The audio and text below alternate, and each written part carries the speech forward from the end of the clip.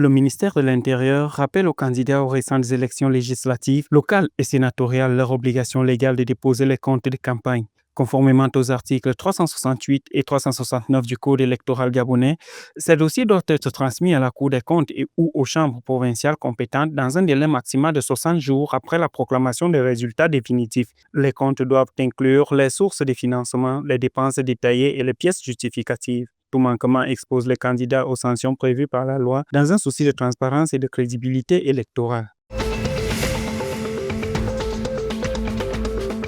Le 7e congrès du syndicat des magistrats du Tchad s'est tenu le 27 décembre 2025 à l'École nationale de formation judiciaire autour de la sécurisation juridique des investissements. Dans son discours, Moussa Wadé Djibrine, président sortant du syndicat, a souligné que le développement du Tchad passe par une justice forte, indépendante et crédible. Il a averti que retard, décisions incohérentes ou corruption affaiblissent l'état de droit. Évoquant les défis du leadership syndical, il a appelé au courage et au dialogue, saluant l'appui du président Mahamat Idriss Déby Itno au renforcement du pouvoir judiciaire.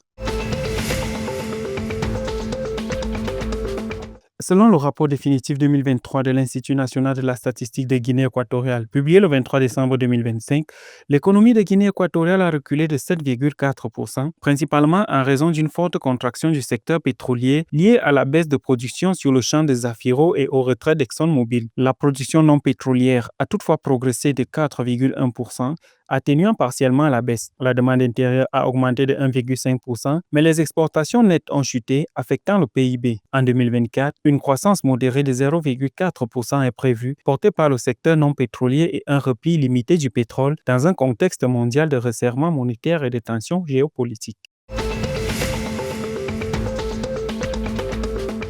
2 millions de personnes déplacées, dont 430 000 réfugiés et 12 000 demandeurs d'asile, sont actuellement recensés en terre camerounaise. Avec plus de 53% de femmes et de filles, ces couches vulnérables font face à l'insécurité persistante dans les régions de l'extrême nord, du nord-ouest et du sud-ouest, où les conflits armés, les violences intercommunautaires et les chocs climatiques continuent de provoquer des déplacements et de mettre les communautés hôtes à l'épreuve. Pour apporter une réponse adéquate à ces couches sociales, un protocole d'entente a été signé le jeudi 25 décembre 2025 entre le ministère de la Promotion de la Femme et de la Famille et le Haut Commissariat des Nations Unies visant à préserver les droits et la dignité des personnes déplacées.